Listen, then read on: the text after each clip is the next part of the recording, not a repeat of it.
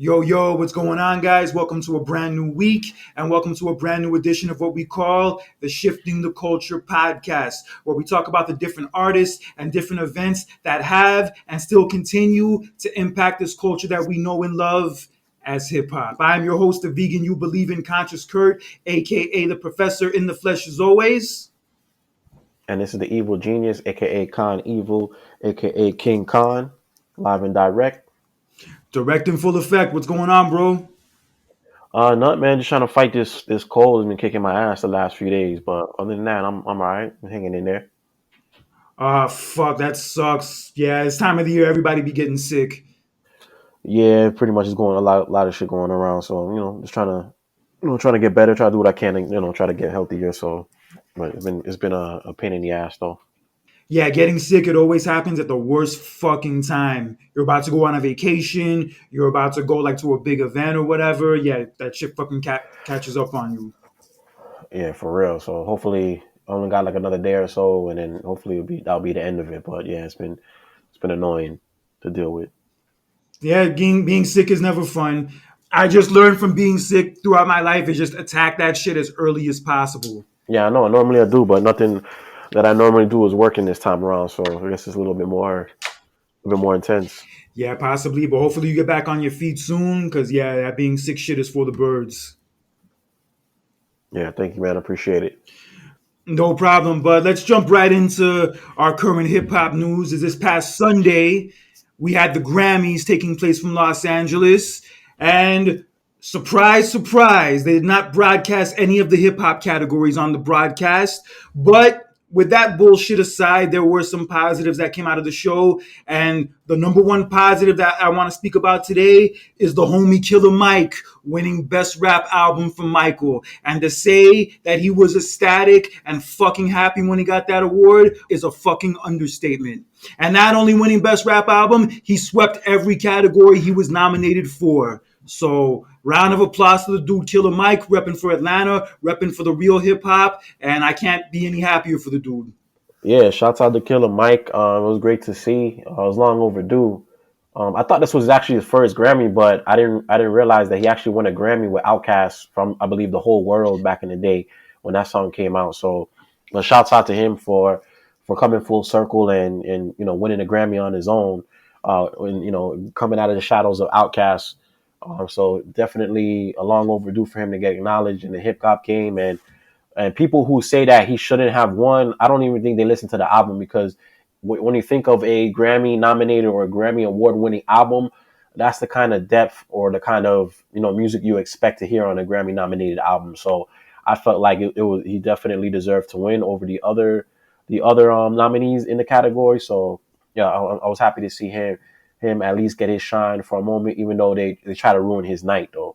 Yes, and also the way they did try to ruin his night was arresting him later that evening for a physical altercation, supposedly. And there's footage of him being taken away in cuffs at the Crypto.com arena, but he was released later on that night, and everything is cool now. But it is kind of weird that on the same night he wins a Grammy, and on the same weekend where he kind of didn't want to endorse Joe Biden on Bill Maher's show, this shit happens to him.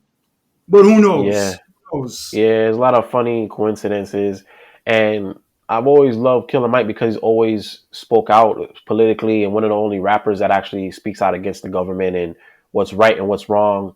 And yeah, it's just sad that the best night of his career, you kind of like taint his night because of that altercation or whatever happened. So it's just sad that I don't know, they couldn't wait till like the next day, because it wasn't even like it was like a felony or anything. From what I'm hearing, it's like a misdemeanor.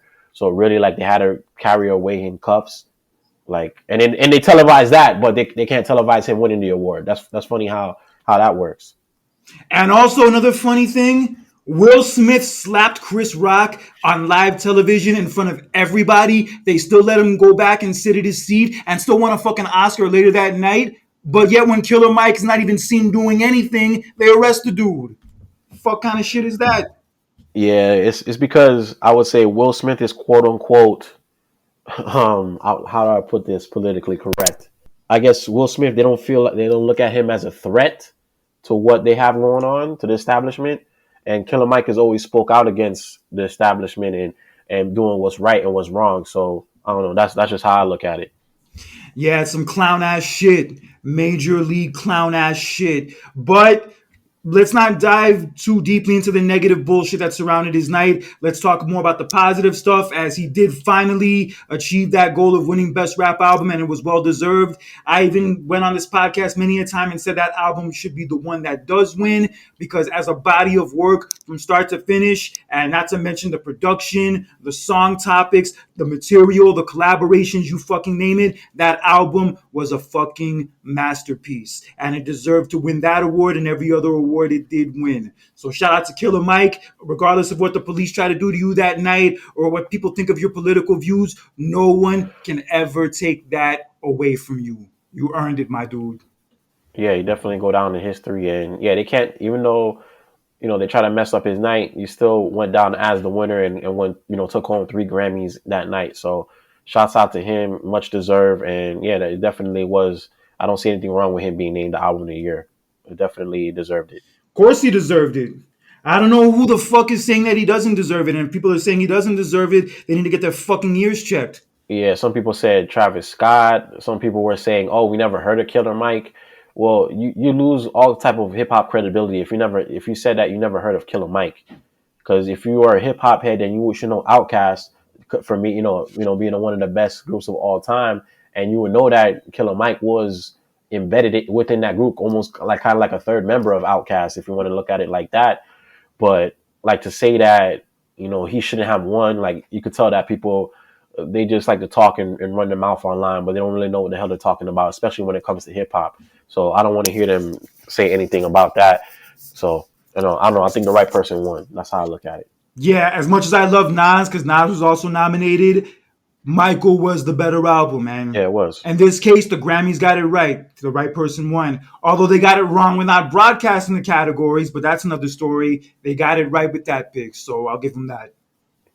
Yeah, that's the only thing I do give the Grammys. Other than that, like I don't know. I don't know how you feel about the Grammys, but I feel like why should hip hop even attend the Grammys anymore? Why should anybody within our culture attend? Because all they do is use us, for our marketability. They use our culture and our energy for their own personal gain. They don't like to broadcast us on TV.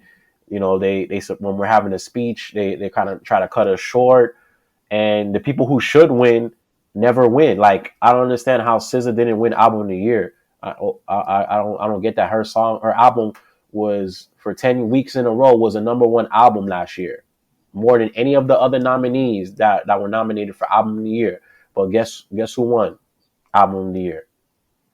Everyone's favorite, Taylor Swift. Yeah, I get it. I get it. She's very, very popular, and her music is she's very popular and she's doing her thing, and I get it. But I don't know, man. I felt like SZA had the best album. Her music crossed over. Like that song "Snooze" was the biggest song last year. I don't. What other song was as big as "Snooze"? And that even crossed over to not only hip hop radio, R&B radio, but also into the top 100 radio stations. So that shows you how big of an album and how big of a track and how big of an artist SZA was. She had an amazing tour last year. Was pretty popular. A lot of people went to it. And I don't know. I just feel it rubs me the wrong way how she didn't win when Taylor Swift has already won 4 times. That's like the fourth time she's won. I don't feel like she's on the same level like as say like a Michael Jackson or a Prince or somebody along those like a Madonna or somebody along those lines. I don't know. That's just maybe I'm not into her type of music, so it's easy for me to say that. But I don't know. I felt like there was a lot more artists, as I've grown up during the years, who had a bigger impact than Taylor Swift to me. I'm just sorry to say that. Yeah, I have nothing personal against Taylor Swift. Also, I don't really listen to her music that way, but I have nothing against her. But it's things like this that kind of give people the fuel to not like her, which isn't her fault because she's not the one who decided who wins and who loses. It's not her fault. It's things like this that just make people not like her and like add fuel to that fire. It's not that. It's not that I don't like her. I feel like she does make good I'm music saying for the it's things people. like this that make people not like her. No, it's not. That's not what I'm trying to say. What I'm trying to say is that she makes good music for the people that she makes her music for, which is fine. What I'm saying is that people, it just shows you what the Grammys is on. It's more about popularity and more about, pleasing certain artists. It's not about who should have won and who shouldn't have won. I felt like SZA had the best album. If you look at the numbers, her album was the number one album for 10 weeks last year, more than any other album, and her songs were on radio on nonstop. Yes, Her they songs were were. everywhere, and like I said, SZA's music crossed over into other people of other genres who don't listen to R&B. I'm sure heard Snooze and heard her Kill other songs, Bill. like Kill Bill and all those other made T-shirt and all these other major singles off of her album. Justin Bieber even did a freaking acoustic version to her song. Like, come on, for you to tell me that SZA didn't have the biggest album and her music didn't cross over to other genres and be bigger than just in the genre that she created, or what I'm sorry was in, like that shows you enough. And one person who did kind of touch on this whole thing, on this whole Grammy controversy, was Jay-Z, actually at the Grammys, as during the show he accepted the Dr. Dre Global Impact Award and had Blue Ivy up on stage with him to accept it. And he gave a very interesting speech while he was accepting this award, talking about, the original boycott of the Grammys in '89 from Jazzy Jeff and the Fresh Prince, and also talking about his own boycott back in '99 when they didn't nominate DMX, even though he had two number one albums in the same Yep. year. And he's just saying he looks at it now in the sense that we love you guys, but we just want you guys to get it right. We want you guys to do better. And he even brought up Beyonce as an example, not mentioning her by name, saying, I don't want to embarrass this young lady, but she's won more Grammys than anybody, and she's still never won Album of the Year. That doesn't add up. Yeah, come on, son. Like, yeah, it just feels like a club that we're not accepted. They want to use our energy and pick and choose what they want to use from our culture, but they don't want to, show our culture in the brightest light. And it's funny how they showed Jay-Z on TV, which he quote unquote doesn't go against. He does, go against the grain, but he doesn't go against it. He's more refined and he's more selective when he does talk back against the establishment. But I don't get how Jay-Z was on TV, but they couldn't show Killer Mike winning an award also, which I don't know. That didn't add up to me as well. If you're gonna show Jay-Z, why didn't you show Killer Mike? Because Jay-Z in their eyes is royalty and Killer Mike isn't. But that's just them. It's just like a bad taste in my mouth with the Grammys, yo. I really don't feel like they should be supported by people in our genre going forward because they don't show us the respect that we deserve. If imagine if none of the hip hop R&B acts didn't go to the Grammys next year, what kind of show would they have? It's a good question. Look at the performances that they had. Travis Scott performed. Who Tracy else? Chapman performed. Yeah, Tracy Chapman performed. A lot of other people performed. But like, what if people from our culture weren't at the Grammys at all? Period. And it was just pop music or rock and roll. How many people would really tune into the Grammys like that? Just something to think about, man. I don't see why we continue. It's not like it's something new that they've been disrespecting us. This is going back all the way to '89. This is going on like 30 years worth of BS and disrespect to our culture. I feel like we should, establish our own, version of the Grammys that gives back to the people who are really making moves in the business and really making classic music and that touches people. I mean, in a way, we kind of have that, I guess, with the BET Awards and the Soul Train Awards and the NAACP Image Awards. I guess, in a way, we have that. But the Grammys is considered like the end all be all of all of it. And yes, the Grammys have a long history of shitting on hip hop and not showing hip hop the proper respect it deserves. Because in '89, that was actually the first year hip hop got a category at the Grammys, but they said they weren't going to broadcast it. So since they were going to pull that, Will Smith and Jazzy Jeff, also Salt and Pepper and LL Cool J, they all decided to boycott. They decided not to show up for the show. Fast forward to 10 years later, Jay-Z had the same issue where they didn't nominate DMX, even though he had two number one albums in the same year. And that boycott, especially, I support 100%. How the fuck is DMX going to have two number one albums in the same year and not get a Grammy nod? That is some real fuckery. That Yeah. is some major league fuckery if I've ever seen it. I know Lauryn Hill won Best Album that year, but still, that is not a good look. That shit deserves to be called out. Yeah, DMX definitely should deserve to be nominated, and it goes back to the way that I would say the image of the artist. DMX was like a hardcore artist, so I guess that didn't fit their narrative or the ideal image of what they want somebody from our culture to look like. That's why you can see why Lauryn Hill, took home the Grammy, or why Jay-Z was shown on TV and Killer Mike wasn't. because Jay-Z maybe kind of fits the image of what they're looking for. And Killer Mike doesn't, because he speaks out against, a lot of political things, and he has a lot something to say. So that's kind of how I look at it, man. I just feel like, man, it's time that we don't, like, even Drake didn't even go to the Grammys when he was nominated for Album of the Year. I don't think he's been actually in the last few years. Nas didn't go, and the only time that they really gave him a Grammy was for King's Disease, which is not even the best King's Disease album in this whole series. It's probably like the weakest one, to be honest with you, compared to all the other other albums and other great things that he's done for the hip hop culture. That's the album that he gets a Grammy for. Like, I don't know, this shit doesn't add up, and I feel like they do a lot of things just to make up, or to, to show face and to make them look good, but I don't feel like they really mess with our culture, to be honest with you. And that's one of the reasons why I didn't even watch the show. I just kept up with it online, but overall, I had no interest in watching that shit. I get it from an artist standpoint, while they would care about winning because they want that recognition and they want that respect. Just as an as an outsider, as a hip hop fan, I'm not getting my fix of hip hop from watching the fucking Grammys. I learned that a long time ago. It's just sad. Like, artists like J. Cole, like, all the music J. Cole's put out, he's won 2 Grammys, and it wasn't even like, it was like when he's featured on the song. It's not even like him by himself. And speaking of which, he actually won a Grammy for that song with Lil Durk, the All My Life song. They won a Grammy for it. Yeah, that definitely was one of the biggest songs of last year. So I'm not surprised that song took home a Grammy. Yeah, but I did like some of the other things Jay-Z was talking about how some of you might feel like you're getting robbed, some of you actually might get robbed, and some of you don't even belong in the category. And he was just like laughing it off, saying like, "Yo, I just tell the truth whenever I'm nervous." So he talked about, like, forgetting about the Grammys and just remembering to always show up and always do what you need to do until they call you a genius, until they call you CEO, and so they give you that respect you deserve. That was the part of the speech I would say I fucked with the most. Yeah, it was definitely a good speech, and yeah, and like what Jay Z was saying, it's like, this doesn't validate like if you're a good artist or not. I say, artists, keep doing your thing, keep making the music that you want to, make, and go to the platforms that respect you. Like you said, the BET Awards, the Soul Train Awards, some of these other award shows that are actually, televising our wins on TV, and not just something that's, oh, that was recorded a few hours earlier Bro, than they announced it on the show. I'll even say this: even the MTV VMAs show more love to hip hop than the Grammys do. Yeah, I give MTV that.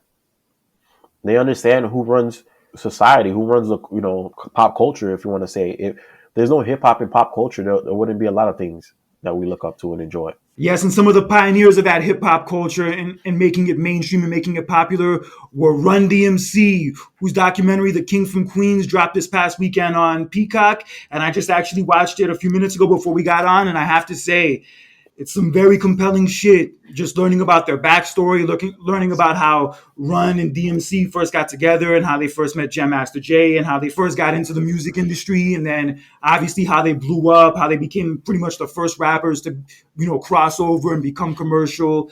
And yeah, just a crazy, interesting story. And I just always maintain that, especially from watching this documentary, that without Run DMC, there is no other rappers who have the chance of going commercial and crossing over to that next level. It does not happen without them. Yeah, definitely. Yeah, I watched I would say two out of three parts of the doc, so it was pretty good, and definitely entertaining and enlightening to hear, and to see how Run DMC came together, kind of like the early days, and how they started, like, doing stuff like at the park after playing basketball. Then they would get together, and then at night they would, work on their rhymes, and then how they formed a group, and then from the group how they went to parties, and then how they connected with Russell Simmons and Rick Rubin and whatnot. So just a dope story, how the first commercial hip hop act got together, and how they, and like kind of like the mindset behind putting everything together, and how they became what they became. So definitely a dope documentary, and you should check it out. Yeah, definitely, man. Before Run DMC even came around, the only black artist they would play on MTV was Michael Jackson. Yeah, Yeah, they were the first rappers to get that play on MTV. And even Rick James was calling out MTV back then, like accusing them of racism and suing them because of the fact that they wouldn't play his music, even though his music was like the hottest shit out at the time. And the channel's called Music Television. I know it was like, focused mainly on rock like in its early days, but it still is called music television. So you should fucking show respect to all forms of music.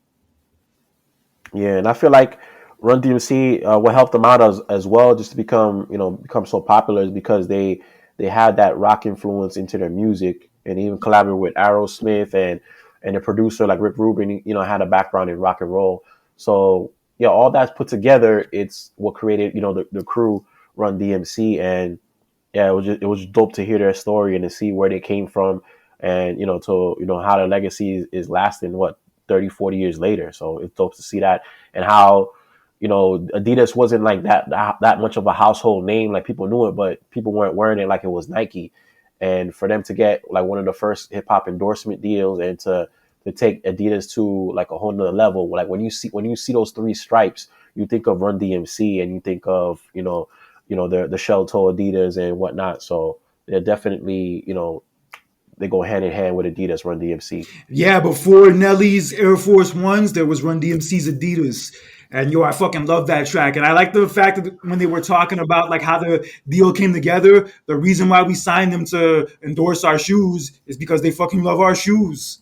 Yeah, they had that song. They had It's Tricky. It's Tricky is one of my favorites. It's Tricky is like that main song I just fucking wild out to every time I hear it at a party. I fucking love that song. And also Rockbox, King of Rock is fucking fire. I know you Yeah. don't really listen to their stuff as much as I do, but yo, their shit is so fucking crack. As far as original like boom bap hip hop, yeah, definitely were the pioneers in that style. You could see like a lot of groups, took from them and kind of emulated their style, like in their own music. But yeah, they were definitely, yeah, I would say like, yeah, the music was good. It's a little bit, for me, my kind of thing. I like listening to like I would say like newer music, and it's kind of like, I would say, not dated, but it's like music that's kind of like was like made like in a different style and a different way, like a long time ago. So, but I do definitely respect them for what they've done. I just wouldn't say that they're like my favorite group of all time.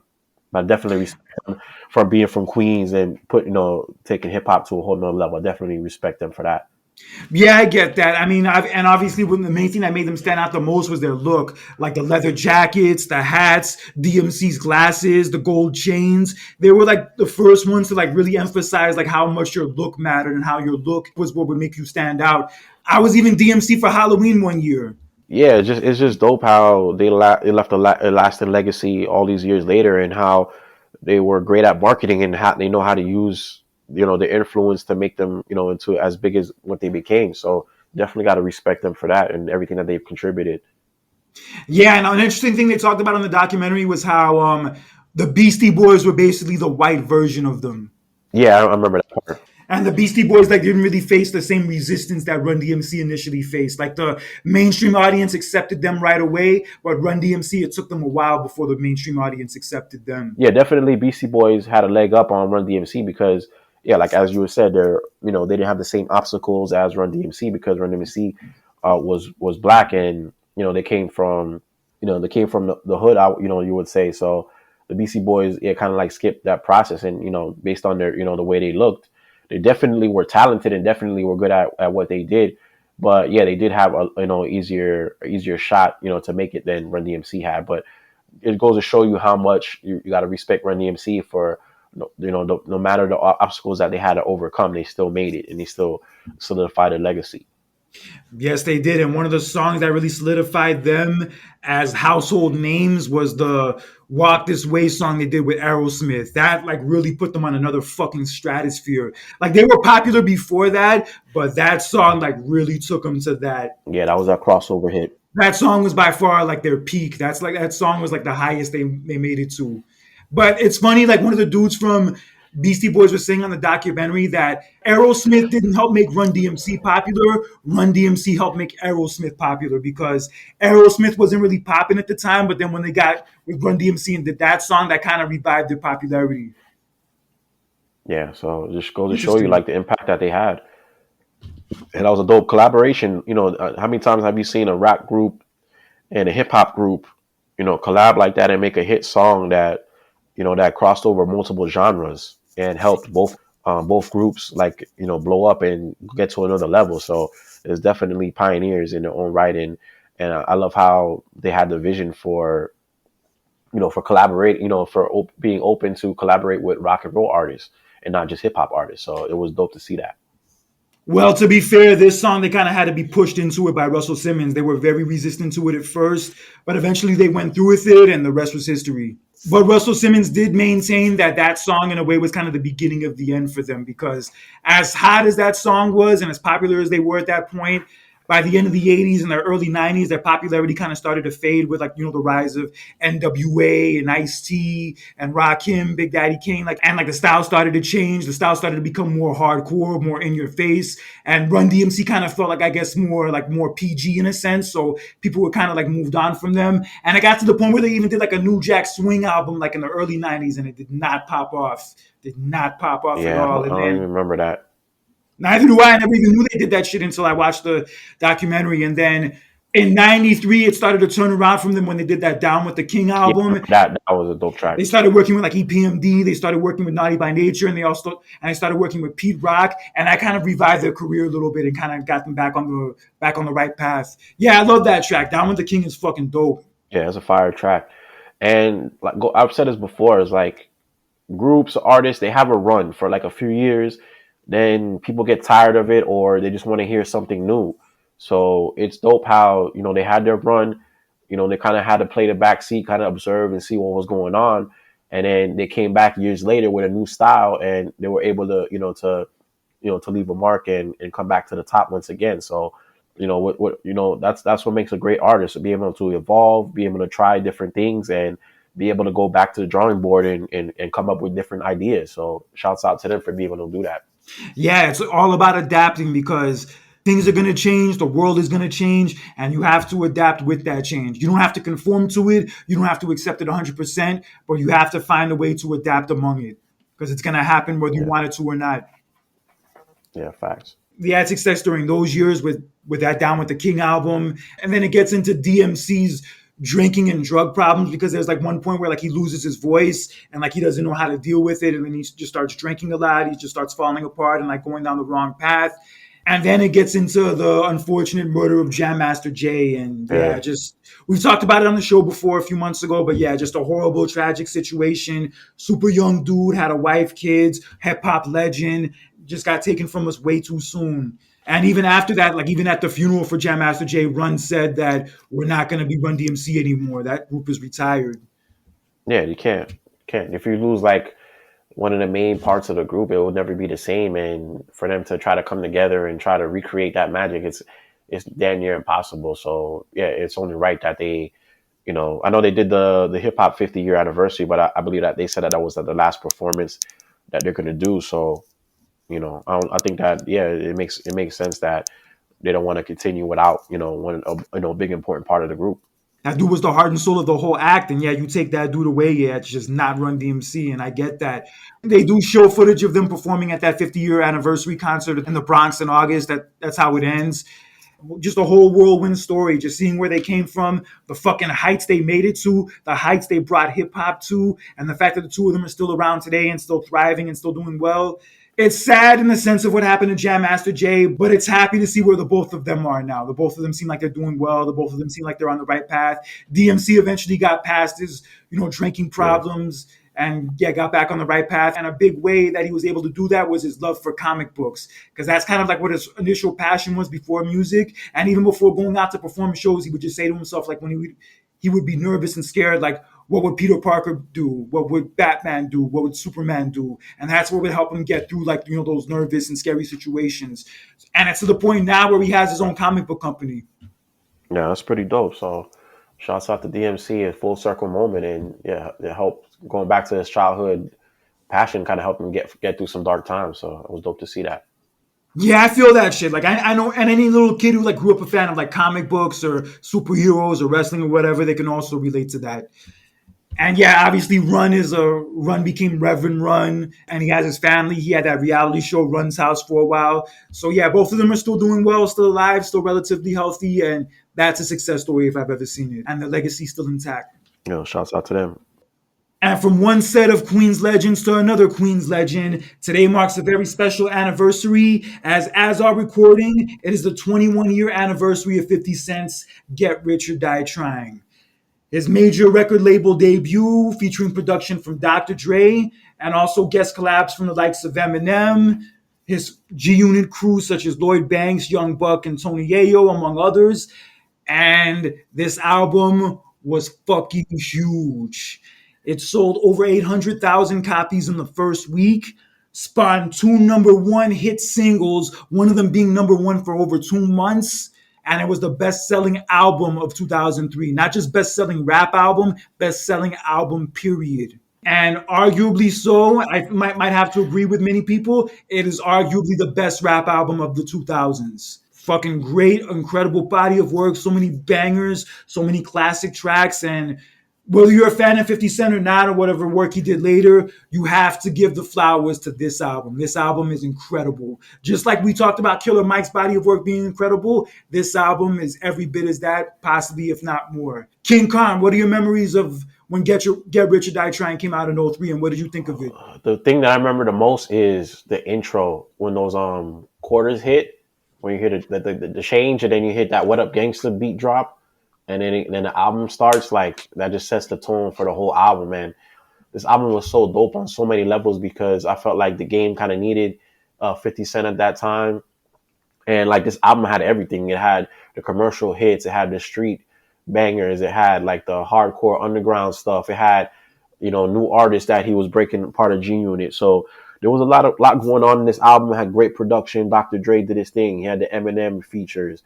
The rest of the G Unit, it's like the first time Young Buck was introduced to like the world and whatnot. So yeah, it was just a dope album. It's just so many layers to it, and I can't argue with it being one of the best albums of the 2000s. Yeah, it definitely was up there. And when you think of a classic album, this is one of the albums that you think of, especially within the last 25 years.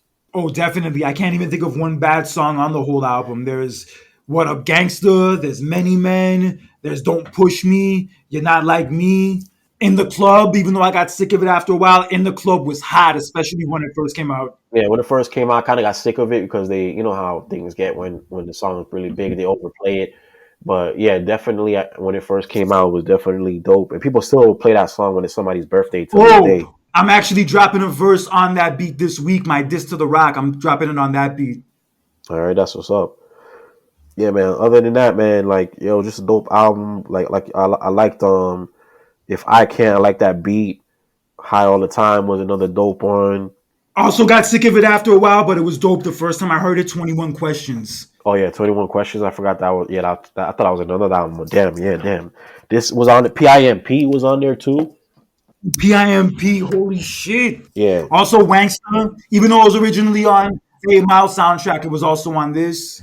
Yeah, there's a lot of big the singles that were on there were really, really big.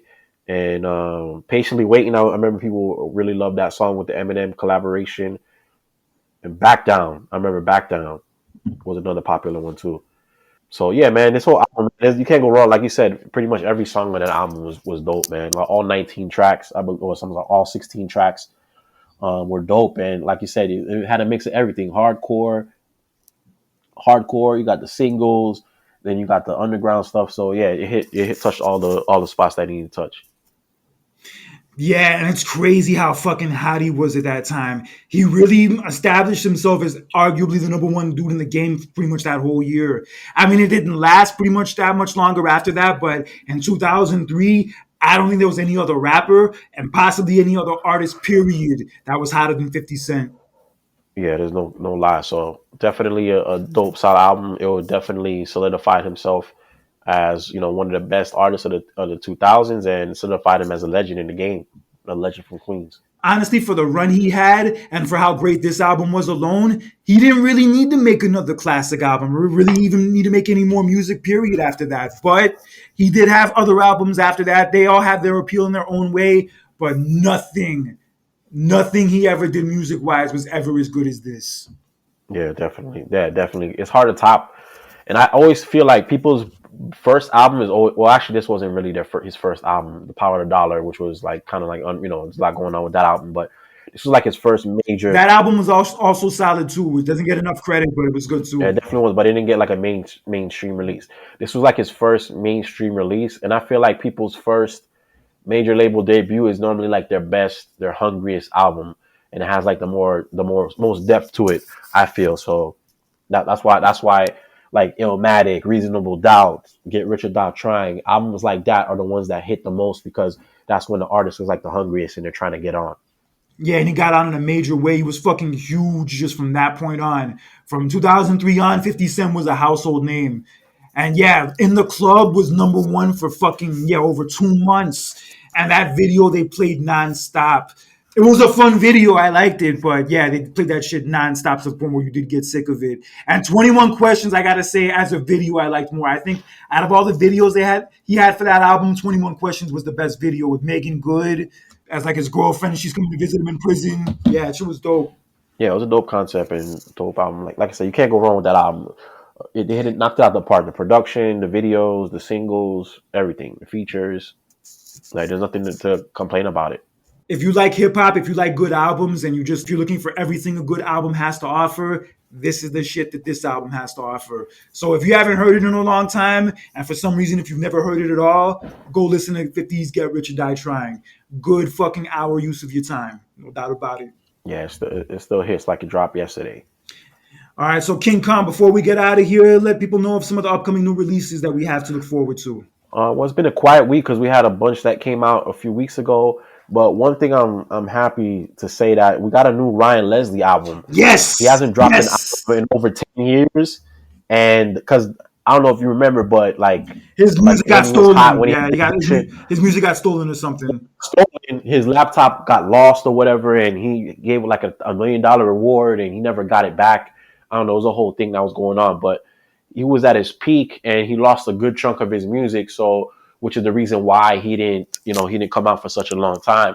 But he produced songs for Fab, Cassie, a lot of different artists, and he was hot at that time. And it's glad to see that he's back 10 years later, because I feel like he was definitely one of the best R&B producers slash artists that were out at that time. So glad to hear that he's back with a new album. I know he's been into investing and cryptocurrency, and has a lot of business ventures going on. So you should definitely look into what he's up to now, because he has a lot of great ideas as far as finances are concerned. So definitely look into him. But yeah, this album, My Speed, definitely check it out if you're a Ryan Leslie fan. It's got a lot of great reviews, and it's a great reintroduction into the game. So definitely support him and check out the new album. I used to love Ryan Leslie back in like 2008, 2009. I used to jam to his album all the time. Yeah, he was mad dope. And he was definitely a presence in music I've been missing for a long time. And I'm glad that presence is coming back, because we need that shit. Yeah, for real. So, well, other than that, that's all I got this week. But shouts out to Ryan Leslie. Check it out. It's called My Speed. That's the name of the album. So just look out for it. Yes, and King Kong, before we get out of here, let people know how they can listen to past episodes of the podcast, and also how they can follow us on social media. Connect with us. Yeah, if you want to learn more about the Shifting the Culture podcast and to listen to previous episodes, visit shiftingtheculturepodcast.com. You can learn more about us and catch up on all the past episodes. And if you want to hit us up, find us on social media, Instagram, TikTok, and Facebook at Shifting the Culture Podcast. And make sure to let us know if you'd like to be a guest, or if you have any topics, or if you want to argue with some of the points that we made on the episode. Hit us up.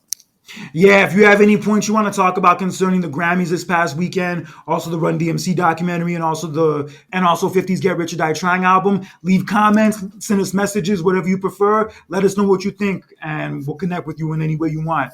But until next time, for King Khan, this is Conscious Kurt with another edition of the Shifting the Culture podcast. Take care. Have a good one. And whether you're an old school head or a new school head, always respect the culture. That's all I ask. Peace. Have a good one, guys.